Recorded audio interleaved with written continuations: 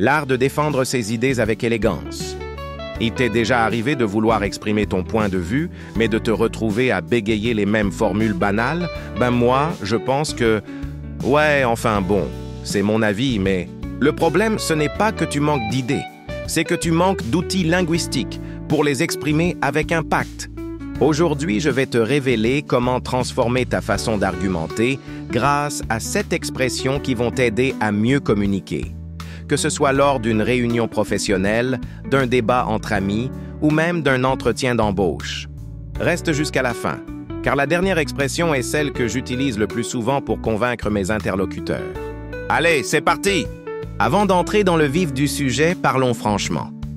Chaque jour, tu dois défendre tes positions, au bureau, en famille, avec tes amis, et pourtant, la plupart d'entre nous utilisons un vocabulaire terriblement limité. Résultat? On se répète? Je pense que... Ou pire, moi je dis que... Moi perso. Moi. Ces formulations ne sont pas seulement répétitives, mais elles affaiblissent ta proposition. Elles donnent l'impression que tu hésites, que tu n'es pas sûr de toi. La bonne nouvelle? Il suffit de quelques expressions bien choisies pour complètement transformer ton discours. Partie 2, catégorie 1.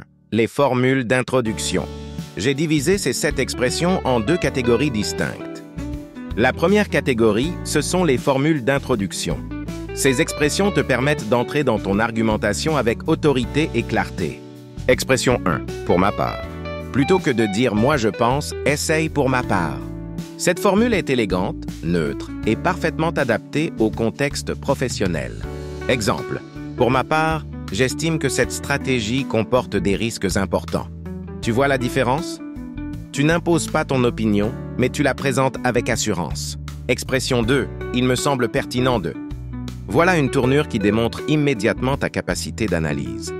Au lieu de dire « je crois qu'il faut », tu dis « il me semble pertinent de... » Exemple. Il me semble pertinent de reconsidérer notre approche avant de poursuivre. Cette formulation montre que tu as réfléchi, que tu as pesé le pour et le contre. Expression 3. De mon point de vue. Simple, efficace et universel. De mon point de vue remplace avantageusement pour moi ou à mon avis. Exemple. De mon point de vue, cette décision compromet nos objectifs à long terme. Cette expression fonctionne. En réunion, dans un email, lors d'une présentation. Partie 3, catégorie 2, les verbes de conviction. Maintenant, entrons dans la deuxième catégorie, les verbes de conviction. Ici, on va au-delà des formules d'introduction.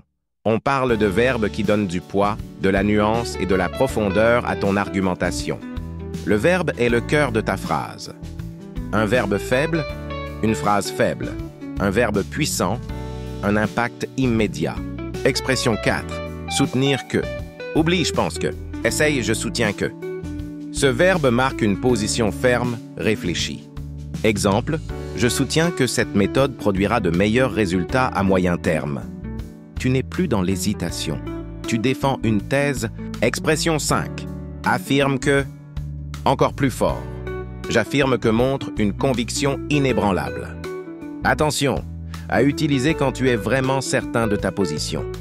Exemple, j'affirme que nos résultats actuels démontrent l'efficacité de cette approche. Avec ce verbe, tu ne laisses aucune place au doute. Expression 6, je suis convaincu que... Voici mon expression préférée pour les moments où tu dois rallier les autres à ta cause.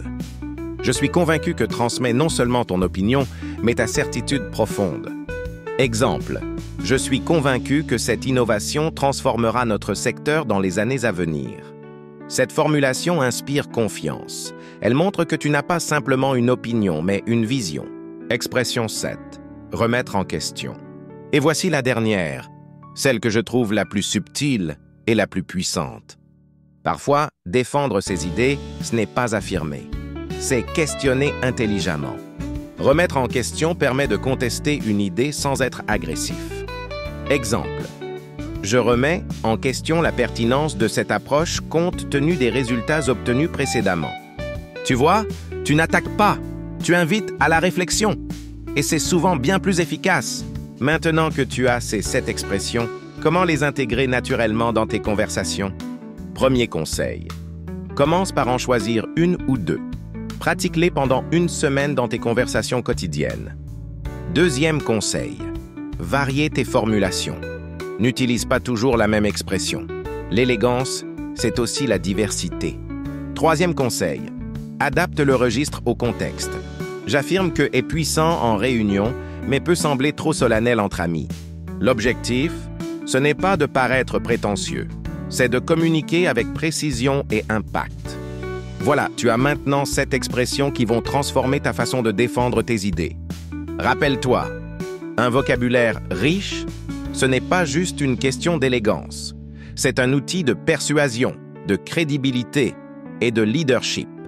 Alors, quelle expression vas-tu essayer dès aujourd'hui? Dis-le-moi en commentaire. Et si cette vidéo t'a aidé, n'oublie pas de liker et de t'abonner pour ne manquer aucun conseil. À très bientôt pour de nouvelles astuces linguistiques.